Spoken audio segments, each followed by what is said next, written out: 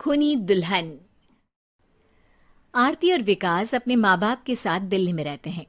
Journalist होने की वजह से विकास को बहुत बार काम के लिए देर रात तक ऑफिस में रहना पड़ता है, जिस पर ज्यादातर आरती जाग कर उसका इंतजार करती रहती है। इसी तरह एक रात आरती विकास का इंतजार करते हुए घर की बालकनी में खड़ी होती है। इनकी जॉब तो जैसे मेरी सौतन बन गई है।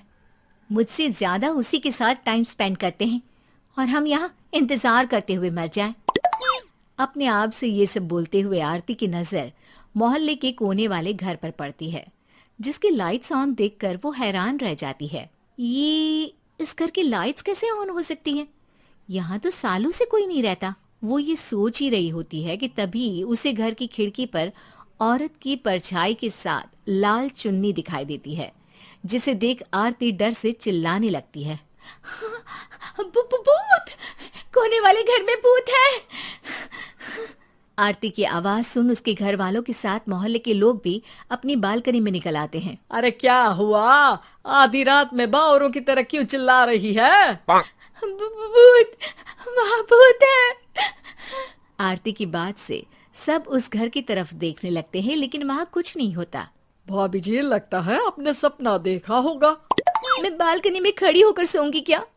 बता रही हूँ, अपनी आंखों से देखा है। घर की लाइट्स ऑन थी और वहाँ किसी का साया भी था। अरे तुम अक्सर विकास भैया के इंतजार में देर रात तक जागती हो ना? क्या पता नींद पूरी नहीं होने की वजह से कोई भ्रम हुआ हो। मोहल्ले के सब लोग और आरती के सास ससुर उसे समझा ही रहे होते हैं कि अचानक उसी घर से किसी औरत के गाने की आवाज सुनाई देती है।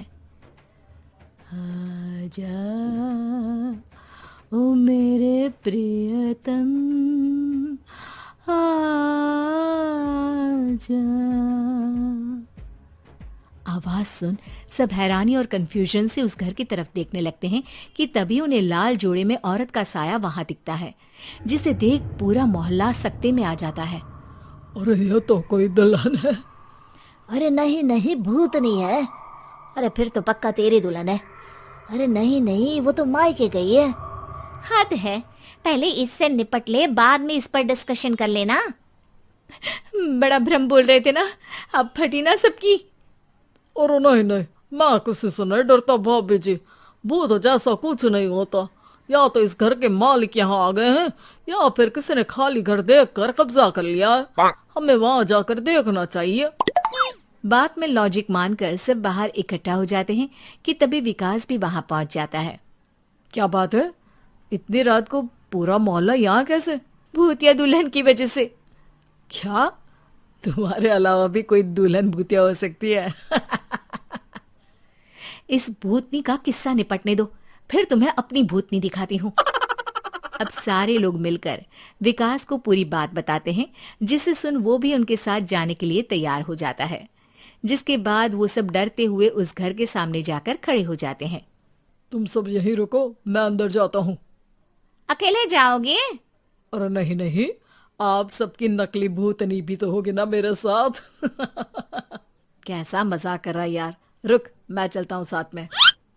क्या मैं चलता हूँ? ये क्या गोवा घूमने जा रहे हैं जो मैं भी साथ चलता हूँ? कहीं नहीं जाओगे तुम, यहीं मेरे पास खड़े रहो। बहू, सिचुएशन समझो। हाँ, घर जाकर सुना लेना। हे भगवान, मम्मी तुम किसकी मम्मी हो?